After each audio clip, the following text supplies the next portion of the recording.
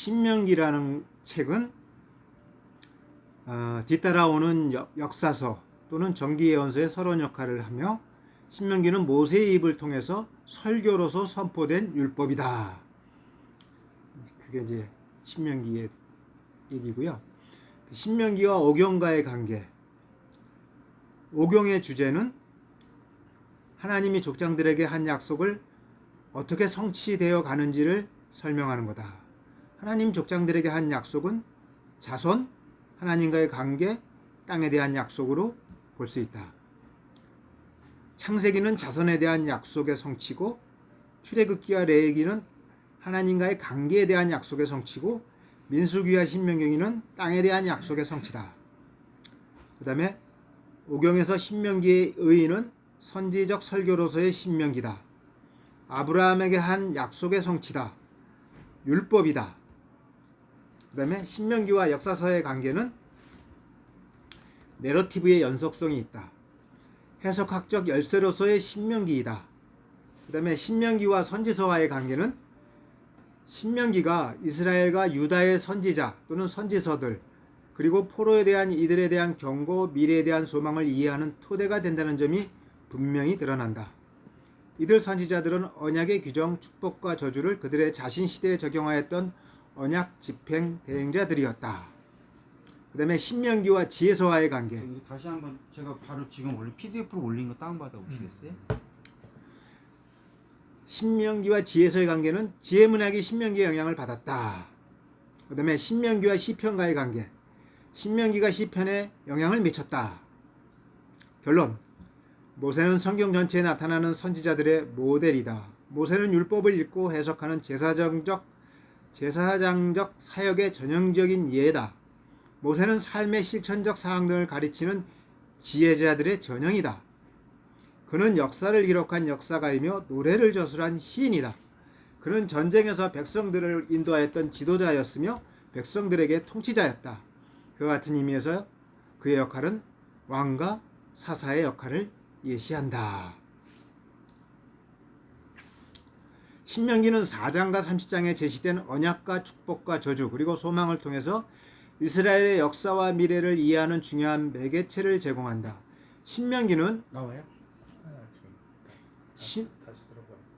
신명기는 구약 윤리의 기준을 제시한다. 신명기는 하나님에 대한 독점적 예배, 이게 중요합니다. 독점적 예배, 가난한 자와 나그네에 대한 관대함, 이스라엘 내에서의 동포애와 단일성에 대한 관심, 자비와 공의가 겸비된 윤리 등을 제시한다. 신명기는 의식적이고 제의적인 실천 사항들을 후대의 선지자들이 이스라엘에 상기시키고 하였던 도덕적이고 윤리적인 맥락에서 제시한다. 구약의 거의 모든 주요 주제들이 신명기에서 다루어진다. 신명기를 포함하는 오경은 구약의 토대를 제공하며 신명기는 구약을 아우르는 통합적인 신학을 제공한다. 아주 개관이 아주 좋네요. 그 다음에 신명기 신학의 특징. 첫 번째, 유일신 신앙을 강조한다. 두 번째, 중앙 성소를 강조한다. 세 번째, 가난에 대한 부정적 평가를 내린다. 네 번째, 사랑과 정의의 공동체에 대한 강조. 그래서 유일신 신앙을 강조하는 것은 제1계명을 통해서 강조하고 세마를 통해서 강조하고 신명기 역사서를 통해서 강조한다. 그 다음에 중앙성서 강조. 신명기에 나타난 중앙성서 원칙. 신명기는 이스라엘 백성들이 가나안에서 오직 한 곳에서만 예배를 드려야 한다는 중앙성서의 원칙을 내세운다. 그 의미가 이렇게 나오죠. 너희 하나님 여호와께서 자기 이름을 두시려고 한 곳을 택하실 그곳. 이렇게 나옵니다.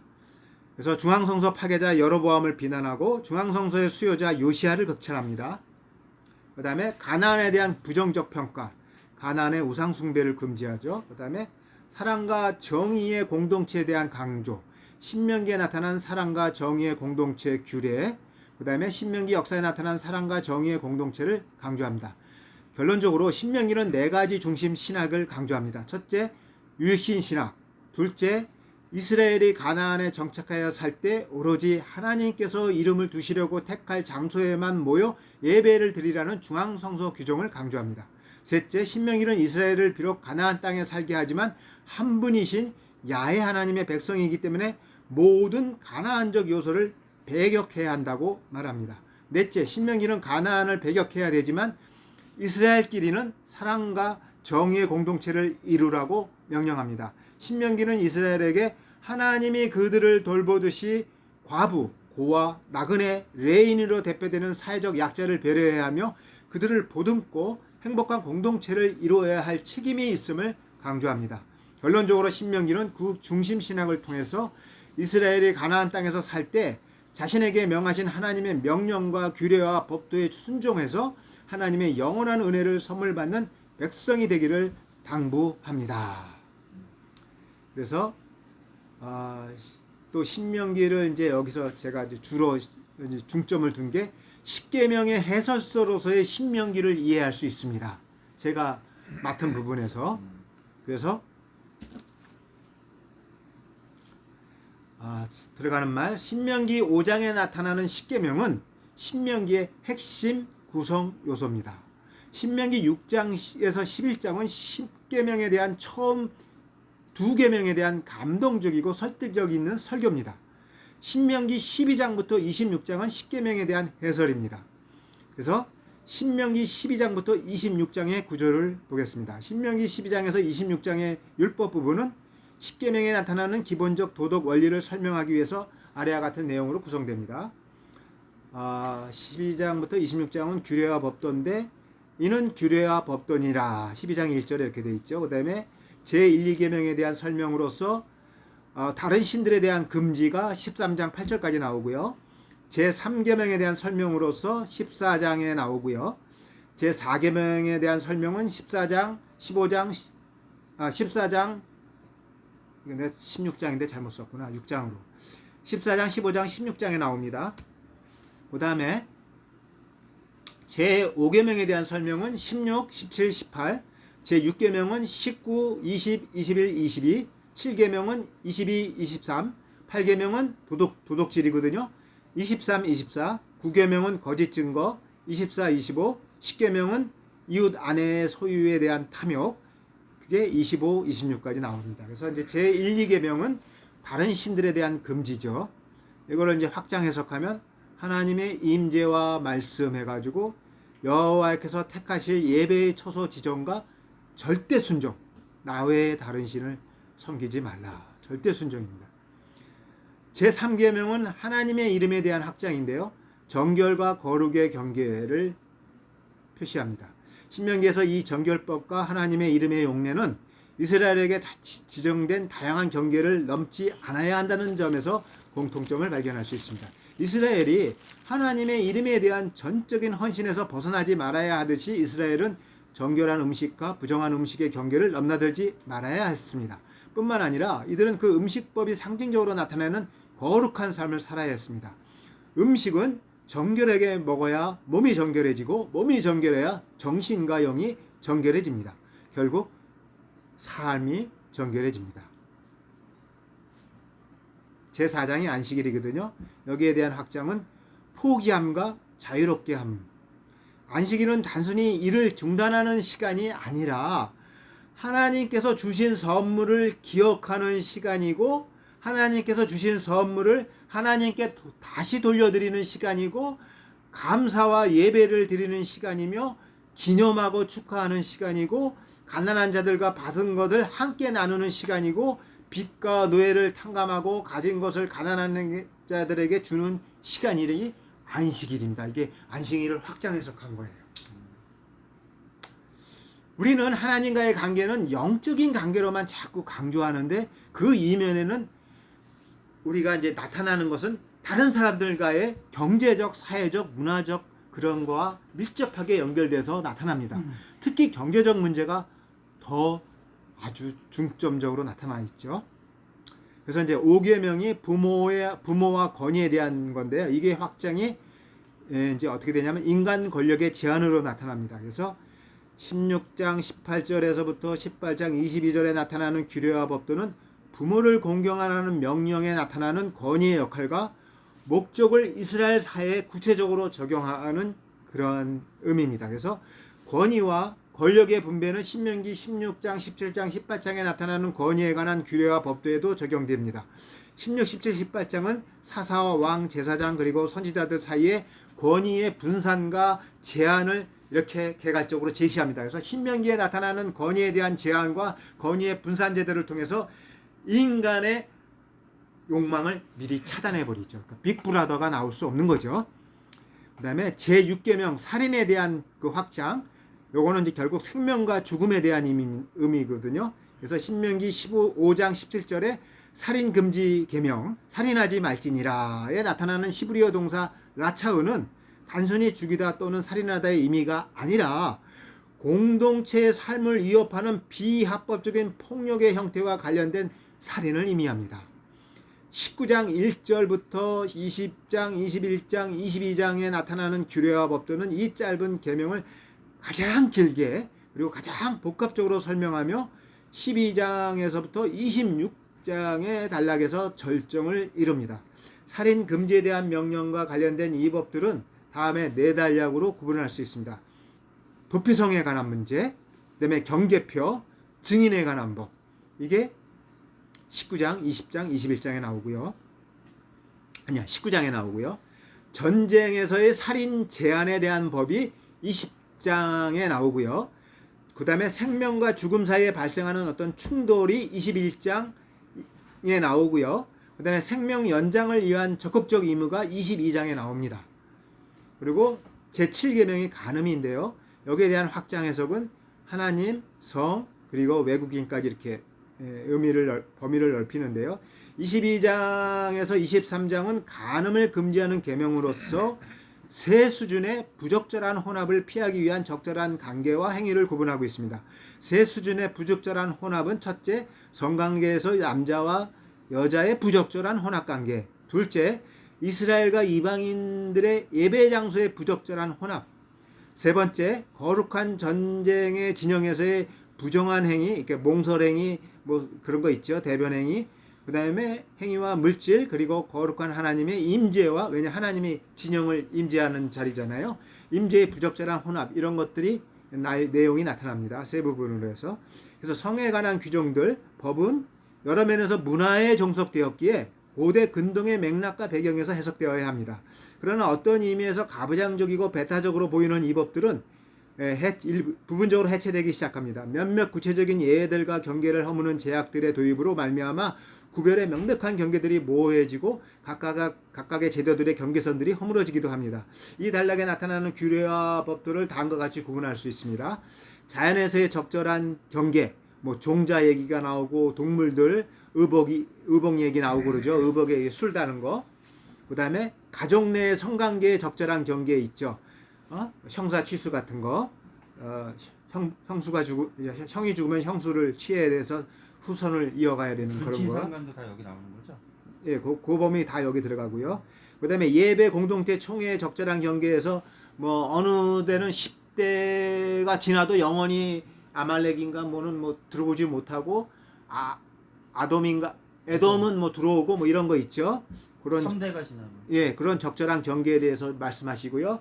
그다음에 거룩한 전쟁 진영에서의 적절한 행위와 경계, 이게 아마 몽설과 뭐 대변 그 얘기일 것 같아요. 그다음에 도망친 노예의 자유, 도덕질에 관한 이렇게 이게 조금 이렇게 그러니까 변천 과정에 있는 율법이라는 겁니다. 이게 이제 자꾸 이제 율법이 변하잖아요. 문화에 따라서. 그게 변천 과정에 있는 왜냐하면 도망친 노예가 결국 도덕질로 넘어가는 그 율법의 중간 단계에 이 지금 율법이 들어가 있거든요. 그래서 그 천이 단락이라고 이렇게 표현을 했고요. 그다음에 이제 그러니까 창기와 남창에 관한 문제가 나왔는데, 이건 이제 서운한 거에 헌금을 드릴 수 없다. 요건 이제 제가 나중에 의문을 제기하는데 뭐 그런 게 들어가 있고요. 그다음에 성과 관련돼서 다양한 주제들, 간음을 금지하는 계명이 이렇게 연결됩니다. 그다음에 제8계명 도덕질에 대한 확장은 돈, 자유, 그리고 생명 이렇게 되는데 23장, 24장의 규례와 법도는 도덕질 하지도 말지니라 말하는 계명을 확장해서 설명합니다.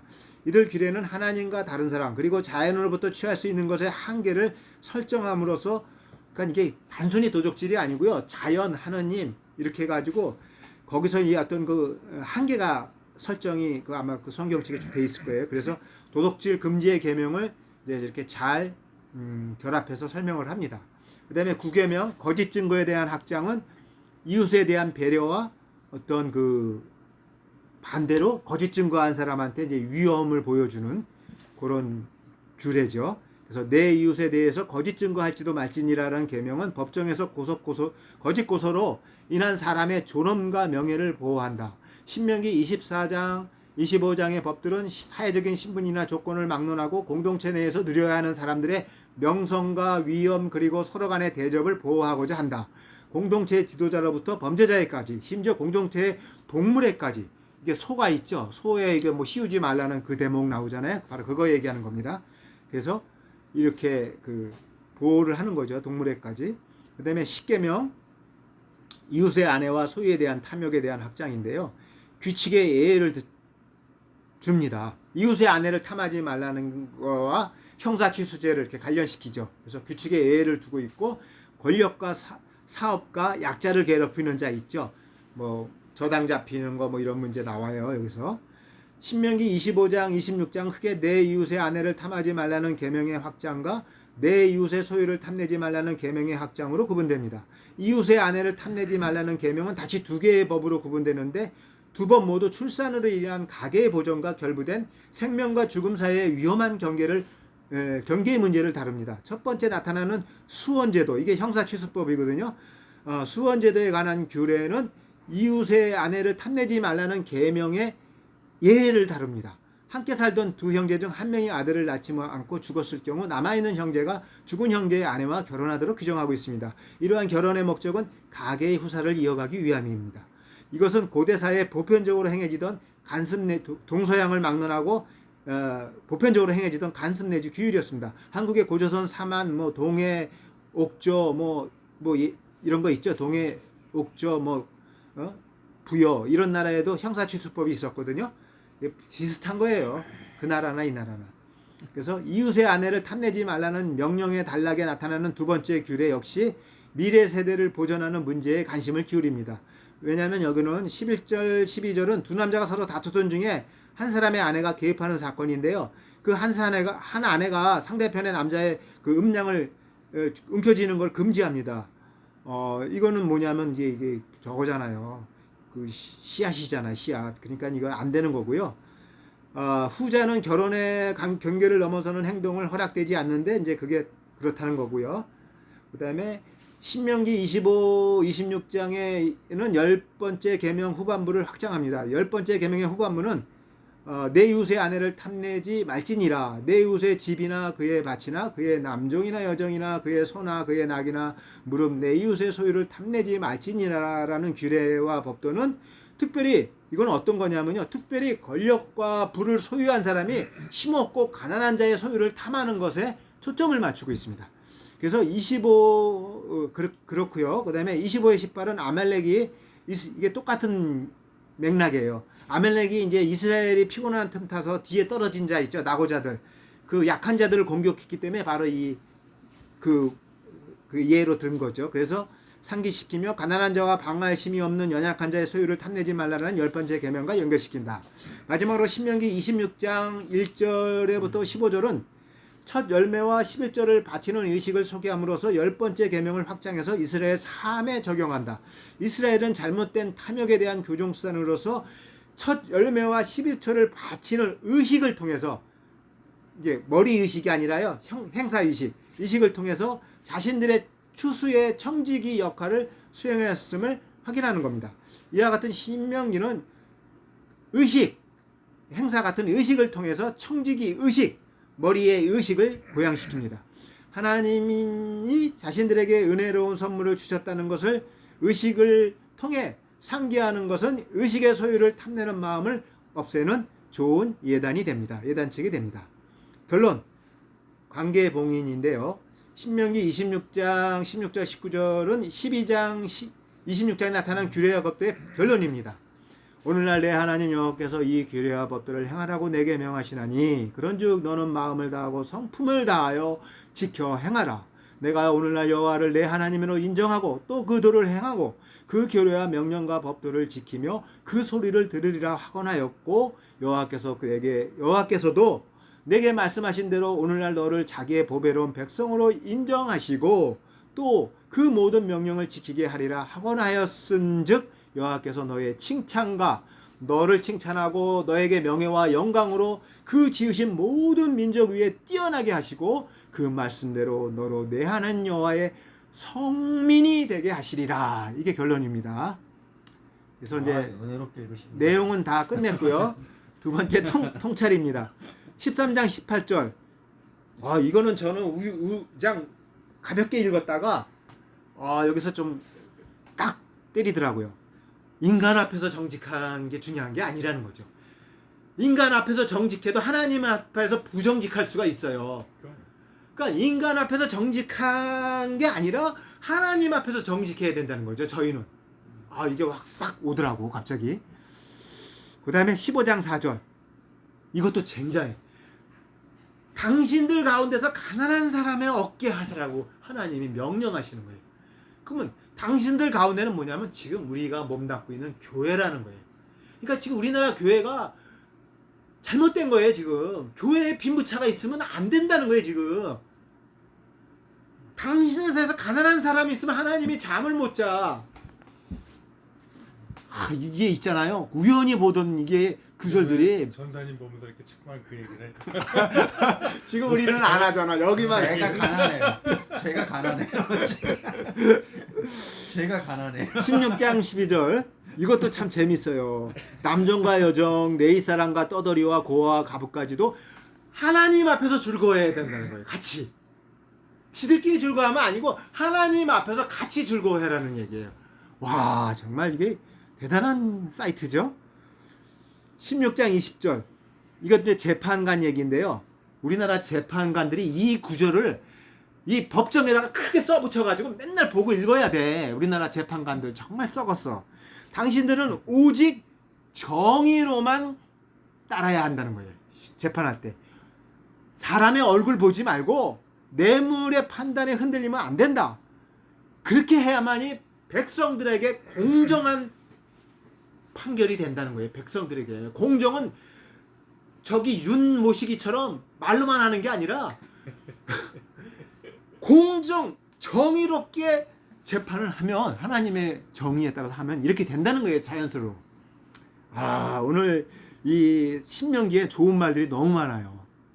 단편적이지만 17장 12절. 제사장이나 재판관의 말을 듣지 않고 거역하는 사람은 죽여야 한다는 거예요. 그 정도로 굉장히 이 재판, 법률은 지켜야 된다는데 그 전제 조건이 뭐냐면 공정해야 되네. 공정은 뭐냐? 재판을 공의롭게 해야 된다는 거예요. 그걸 안 하면 법률의 위력이 없는 거야. 그러니까 미국은 보면 경찰관한테 꼼짝 못 하잖아요. 왜냐? 미국은 사법제도가 그래도 공정하거든. 우리보다도. 그러니까 미국은 경찰 앞에서 꼼짝 못 하잖아. 참 이게 이 미국이 이게 달래 크리스천 국가가 아니라는 거예요. 미국이 많이 썩었어도 근본이 메이플라워를 타고 왔던 그 청교도가 세운 나라들이라 아주 그 근본이 있어요. 근본이. 18장 13절. 이것도 재미있는 거예요. 신앙에는 적당히가 없는 거예요. 신앙은 도 아니면 뭐예요? 뭐 개, 유, 걸 뭐 이런 거 없어요. 신앙은 적당히가 없다. 인간 앞에서가 아니라 하나님 앞에서 완전해야 된다. 하나님 앞에서. 인간 앞에서 잘 보일 필요 없어. 하나님 앞에서 완전해야 되고, 그래서 현대에 사는 우리는 종교에 굉장히 관용적이죠. 뭐 불교한테도 관용적이고 천주교 뭐 다 관용. 그렇게 되면은 굉장히 그 사람이 합리적이고 이성적이고 민주적인 것 같이 보이는데 신앙에는 그런 게 없다는 거예요. 왜냐? 기독교